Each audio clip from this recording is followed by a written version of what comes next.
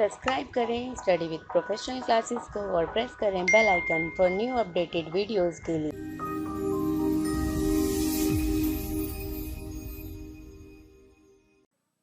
Hello friends, welcome to my YouTube channel study with professional classes.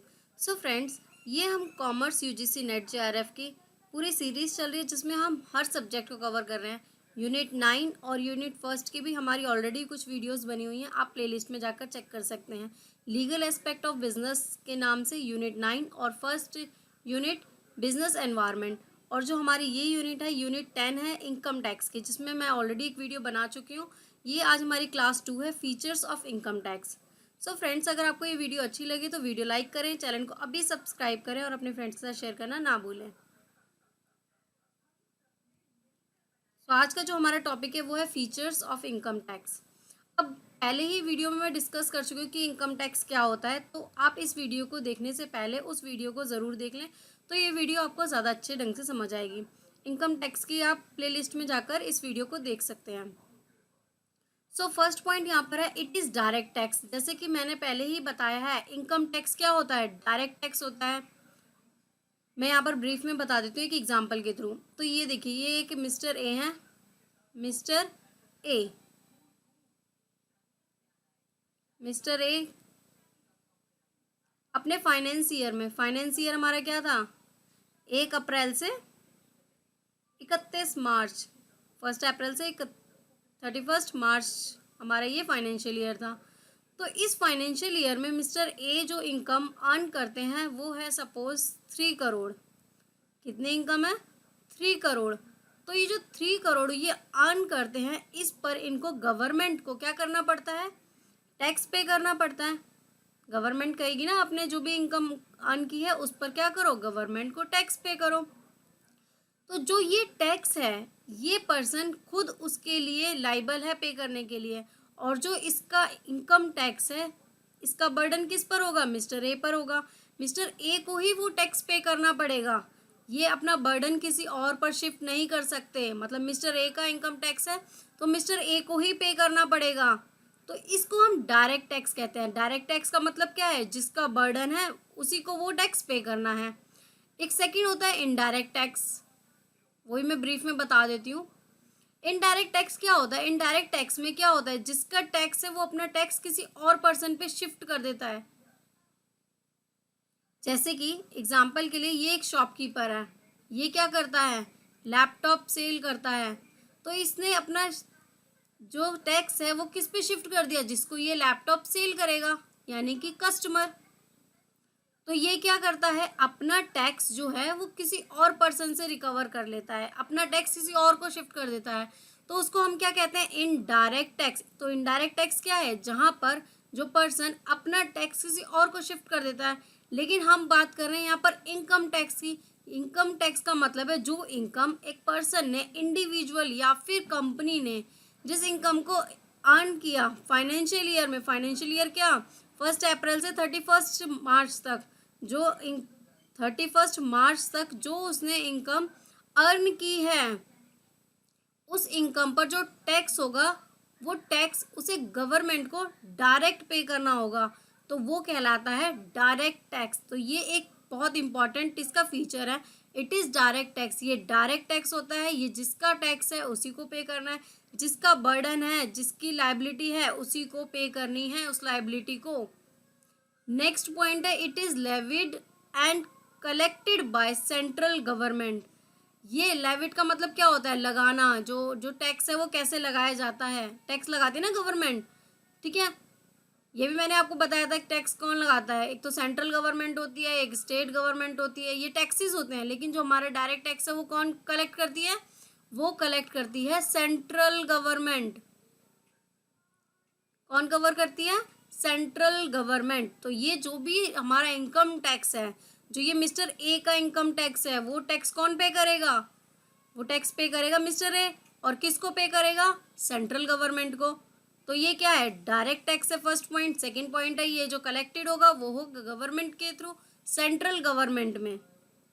Next है हमारा यहाँ पर point, it is computed upon net taxable of previous year. यहाँ पर देखो एक पॉइंट है, नेट टैक्सेबल इनकम। अब मैंने लास्ट क्लास में आपको बताया था रियल इनकम और टैक्सेबल इनकम। अब सपोज इस पर्सन ने, मिस्टर ए का ही एग्जांपल लेते हैं, इन्होंने जो इनकम अर्न की है 3 करोड़, कितनी है 3 करोड़। अब 3 करोड़ में इनके कुछ खर्चे भी तो होंगे, ऐसा तो नहीं है ना पूरी इनकम हो। 3 करोड़ में सपोज 1 करोड़ इनका एक्सपेंस है, बहुत खर्चीले हैं मिस्टर ए। अब जितना कमाते हैं उतना खर्च करते हैं, तो 1 करोड़ रुपए तो इनके नॉर्मल एक्सपेंस है, ठीक है। तो अब इनका बचा, और उन्होंने कुछ एफडी वगैरह जो ले रखी हैं, तो उसमें भी गवर्नमेंट इन्हें छूट देती है, ठीक है। 80C 80D के तहत जो सेक्शंस है, इसके तहत डिडक्शन प्रोवाइड करती है। तो वो डिडक्शन इन्होंने ले ली 1 करोड़ की। अब बचा इनके पास कितना, 1 करोड़। अब जो 1 करोड़ रुपए इनके पास बचा है, इस 1 करोड़ पर ये क्या करेंगे, टैक्स पे करेंगे। तो यानी कि 3 करोड़ रुपए इनकी इनकम नहीं है, गवर्नमेंट के अकॉर्डिंग इनकी जो इनकम है 1 करोड़, जिसपे वो टैक्स पे करेंगे। तो टैक्स पेबल इनकम कितनी है इनकी, 1 करोड़। यानी 1 करोड़ पे ये क्या करेंगे, अपना टैक्स पे करेंगे। तो ये पॉइंट आपको क्लियर होगा। It is computed upon net taxable income for previous year. अब यहाँ जो वर्ड है प्रीवियस ईयर, अब प्रीवियस ईयर और असेसमेंट ईयर क्या होता है मैं थोड़ा सा ब्रीफ में बता देती हूँ। वैसे मैं इस पे ऑलरेडी वीडियो बना चुकी हूँ, तो आप वो वीडियो चेक कर सकते हैं, तो आपको ये ज़्यादा अच्छे से समझ आएगा। तो प्रीवियस ईयर क्या होता है, जिस ईयर में उसने इनकम अर्न की है, जैसे 1 अप्रैल से 31 मार्च, और जो नेक्स्ट ईयर, यानी कि अगर ये सपोज 2018 है, 18 तो नेक्स्ट असेसमेंट ईयर क्या होगा, 90-20, यही होगा ना। तो जो 18-19 में जो उसने इनकम अर्न की है, 18-19 में जो उसने इनकम अर्न की है, प्रीवियस ईयर इसको बोलते हैं जब इनकम अर्न की हो, और उसका टैक्स वो नेक्स्ट ईयर पे करते हैं 90-20 में। तो 2020 में वो क्या करेंगे, अपना टैक्स पे करेंगे। जो इनकम उन्होंने लास्ट ईयर अर्न की है उसका टैक्स वो नेक्स्ट ईयर पे करते हैं। तो प्रीवियस ईयर यहाँ पर कौन सा ईयर है, जिस ईयर में वो इनकम अर्न की होगी। तो मिस्टर ए ने ये इनकम अर्न की है लास्ट ईयर, प्रीवियस ईयर, पिछले साल। तो वो पिछले साल की इनकम पर इस साल असेसमेंट ईयर में उस इनकम को क्या करेंगे, पहले कैलकुलेट करेंगे, अपने सारे एक्सपेंस को माइनस करेंगे, जो भी उनके एफडीज हैं, एक्सपेंसेस है, सबको माइनस करने के बाद जो उनकी टैक्सेबल इनकम होगी, उस टैक्सेबल इनकम पर वो क्या करेंगे, टैक्स पे करेंगे, इनकम टैक्स पे करेंगे। तो यहाँ पर हमने कुछ इंपॉर्टेंट पॉइंट पढ़े। फर्स्ट पॉइंट हमारा क्या था, डायरेक्ट टैक्स, और ये कौन कलेक्ट करता है, सेंट्रल गवर्नमेंट। दूसरा, ये प्रीवियस ईयर की जो इनकम होती है, जो अर्न इनकम होती है, उसको कंप्यूट किया जाता है, कैलकुलेट किया जाता है नेक्स्ट टैक्सेबल इनकम में, कि नेट टैक्सेबल इनकम कितनी है, उसके अकॉर्डिंग टैक्स पे किया जाता है। नेक्स्ट पॉइंट अब हम यहाँ पर देखते हैं। नेक्स्ट पॉइंट है यहाँ पर हमारा, certain amount of income is exempted from income tax according to income tax act. अब जैसे कि मैंने आपको अभी बताया ना, कुछ डिडक्शन मिलती है, जैसे कि अभी मिस्टर ए ने सोचा कि इनकम टैक्स तो मुझे पे करना ही है। वही प्रीवियस एग्जांपल ले लेते हैं। इनकी इनकम हुई लास्ट ईयर फाइनेंशियल ईयर 1 अप्रैल से 31 मार्च तक, इनकी जो इनकम हुई वो हुई 3 करोड़। कितनी हुई, 3 करोड़ रुपए हुई इनकी इनकम, जिसमें इन्होंने एक्सपेंस दिखा दिए 1 करोड़ के। अब इन्होंने कहा कि चलो यार 2 करोड़ तो फिर भी मेरे पास बचे, अब मैं क्या इस पे इनकम टैक्स करूं। तो इनके जो टैक्स थे, जो सीए थे, जो चार्टेड अकाउंटेंट थे, उन्होंने कहा कि आप अपना टैक्स और तरीक़ों से बचा सकते हो। ये हैं इनके सीए, इनका नाम है सीए, जो है इनका नाम है मिस्टर बी। तो मिस्टर बी ने मिस्टर ए को सजेस्ट किया कि आप अपना टैक्स और भी कई तरीके से बचा सकते हो। आपने 1 करोड़ के एक्सपेंस तो दिखा दिए, साथ में आप क्या कर सकते हो, आप कुछ एफडी ले लो, कुछ इंश्योरेंस पॉलिसी ले लो जिसमें भी गवर्नमेंट टैक्स की छूट देती है, डिडक्शन देती है। तो इन्होंने कहा अच्छा ठीक है, मैं क्या करता हूँ, कुछ इंश्योरेंस पॉलिसीज ले लेता हूँ। तो इन्होंने 1 करोड़ की क्या करी, इंश्योरेंस पॉलिसी ले ली, जिसकी तहत इन्हें डिडक्शन मिल गई। डिडक्शन किसके तहत मिली, 80C और 80D के तहत इन्हें डिडक्शन मिल गई, इन्हें डिडक्शन मिल गई। तो अब इनको कितने अमाउंट पे टैक्स पे करना है, रिमेनिंग अमाउंट 1 करोड़ ही तो बचा, 1 करोड़ का एक्सपेंस हो गया और 1 करोड़ पे क्या करा इन्होंने, डिडक्शन ले ली।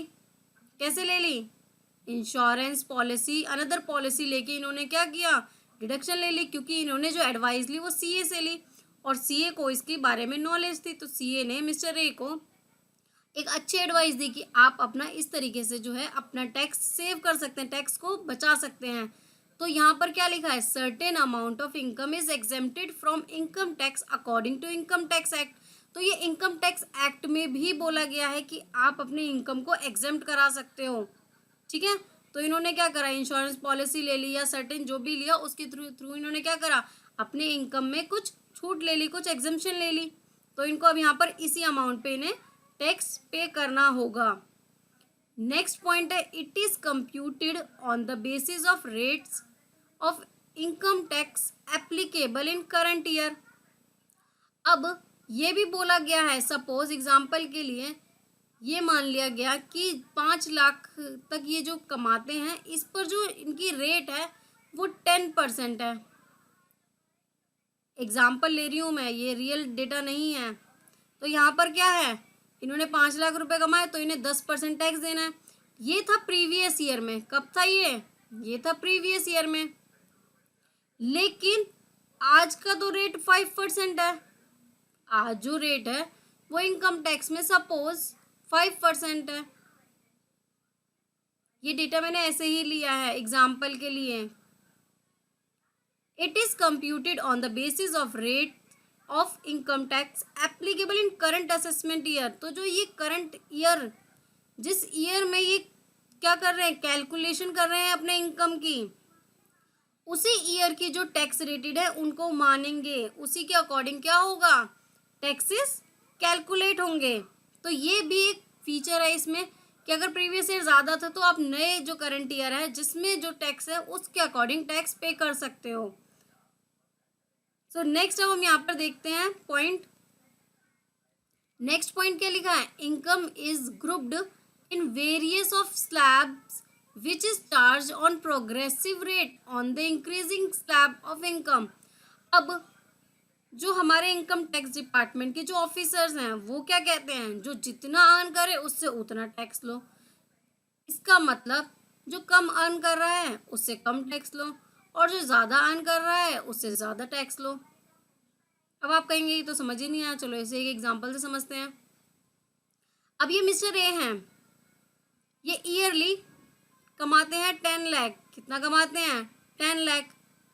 तो अगर जब हम स्लैब रेट देखते हैं तो स्लैब रेट में क्या है, 5 लाख तक 5% है और 5 लाख से 10 लाख तक क्या है, 5 से 10 जो है उस पर कितना परसेंट है, उस पर 10% है। तो यहाँ पर क्या होगा, 10% है। तो यहाँ पर क्या हुआ, इस पर्सन ने पहले इस अमाउंट पे कैलकुलेट किया, फिर इस अमाउंट पे कैलकुलेट किया, उसके अकॉर्डिंग उसने टैक्स पे कर दिया। अब मिस्टर बी जो है वो करोड़ों में डील करते थे तो उनकी इनकम भी ज़्यादा थी, 3 करोड़। तो इसी अकॉर्डिंग क्या होगा, जैसे ये स्लैब थी 5, 10, इसके बाद क्या होगा, स्लैब रेट इंक्रीज होती रहती है। जो जितना ज़्यादा कमा रहा है उससे उतना ज़्यादा टैक्स। तो देखो पहले वो 5% पे देगा, 5 लाख तक कैलकुलेट करेगा, फिर 5 से 10 लाख तक की इनकम पे 10%, उससे ज़्यादा पर 20%, उससे ज़्यादा पर 30%। तो इस तरीके से इसकी इनकम कैलकुलेट होगी। तो ये क्या है, इनको बोलते हैं स्लैब्स। स्लैब्स में कैटेगराइज कर दिया कि जो जितना कैपेबल है उस अकॉर्डिंग वो उस पर टैक्स पे करें। ऐसा नहीं है कि 3 करोड़ पे आप डायरेक्ट टैक्स निकाल दोगे 30%, ऐसे टैक्स कैलकुलेट नहीं होता। टैक्स कैलकुलेशन की मैं अलग से इंडिविजुअल वीडियो बनाऊंगी, फिलहाल आप इतना समझे कि ये जो है एक टैक्स स्लैब है, इसमें कैलकुलेशन की जाती है। मतलब 5 लाख पर पहले अलग निकाला जाएगा, फिर 10 लाख पे अमाउंट अलग, फिर इस अकॉर्डिंग इस 3 करोड़ को कैटेगराइज कर दिया जाएगा स्लैब रेट के अकॉर्डिंग, और फिर उन सबको ऐड किया जाएगा और एंड में टोटल निकाला जाएगा, वो अमाउंट इसको पे करना होगा टैक्स का। Income is grouped in various of slab which is charged on progressive rate of increasing slabs of income। जो भी प्रोग्रेसिव रेट्स हैं उस अकॉर्डिंग उसमें स्लैब रेट के अकॉर्डिंग उस पर्सन को क्या करना पड़ेगा, टैक्स पे करना पड़ेगा। नेक्स्ट पॉइंट है हमारा यहाँ पर various activity relating to income tax proceeding of tax. जो भी टैक्स है एक्टिविटी है, जो भी टैक्स से related, assessment, recovery of tax etcetera administrative activity are performed by income tax by department. तो ये कुछ एक्टिविटीज़ हैं जिन्हें हम क्या करते हैं, इनकम टैक्स के अंदर कैलकुलेट करते हैं और उसके अकॉर्डिंग उन्हें टैक्स पे करना पड़ता है। सो नेक्स्ट अब हम यहाँ पर स्लैब रेट देख लेते हैं। मैंने ओल्ड स्लैब रेट भी लगाई है और न्यू स्लैब भी। तो ओल्ड ये है हमारी 2019 तक की, अब 2020 में क्या है, न्यू स्लैब रेट है ना, न्यू स्लैब रेट 2020 की, और ये हमारी ओल्ड स्लैब रेट है। ठीक है, तो पहले क्या होता था, अप टू 2.5 लाख तक कोई टैक्स नहीं था, नील। अभी भी वही है, अगर कोई पर्सन 2.5 लाख तक कमा रहा है तो उसको कोई टैक्स देने की ज़रूरत नहीं है। पहले 2.5 लाख से 5 लाख तक कितनी इनकम थी, कितना टैक्स, 5%। अभी भी वही है। तो चेंजेस कहाँ हुए हैं, देखिए यहाँ पर 5 से 10 लाख तक जो इनकम अर्न की जाती थी उस पर 20% था, लेकिन अब उसे क्या कर दिया गया, चेंज कर दिया गया है। यानी कि 5 लाख से 7.5 लाख तक जो कमाएगा वो 10% देगा। अगर यहाँ पर 5 लाख से कम अमाउंट है तो उसके लिए क्या है, ये 5% है। और अगर 5 से क्या है 7.5 लाख तक, तो उसे क्या देना पड़ेगा, 10%। 7.5 से 10 लाख तक 15%, जो कि पहले था 30%। तो यहाँ पर देखो ये सारे जो 30% थे अब इसको कम कर दिया गया, 20%, 25%, 30%। 30% सब में चल रहा था, लेकिन अब यहाँ पर क्या है, चेंजेस हो गए हैं। 10 लाख से जिसके 12.5 लाख तक की इनकम है उसको 20%, नेक्स्ट को 25%, नेक्स्ट 30%। तो इस अकॉर्डिंग क्या हुए हैं, कुछ चेंजेस हुए हैं स्लैब रेट। तो ये इनकम टैक्स में क्या है, इनकम टैक्स में वो न्यू स्लैब रेट के अकॉर्डिंग टैक्स पे करेंगे। अपने प्रीवियस इनकम में जो उन्होंने इनकम अर्न की है उस इनकम को वो कैसे पे करेंगे, जो उन्होंने असेसमेंट ईयर में, यानी कि जो करंट ईयर में जो उनके स्लैब रेट चल रही हैं उस स्लैब रेट के अकॉर्डिंग वो अपने इनकम को कैलकुलेट करेंगे। सो हमने आज क्या पढ़ा, हमने पढ़ा इनकम टैक्स की क्या पढ़े, फीचर्स पढ़े। उसमें वो क्या होता है, इनकम टैक्स। इनकम टैक्स क्या होता है, डायरेक्ट टैक्स है।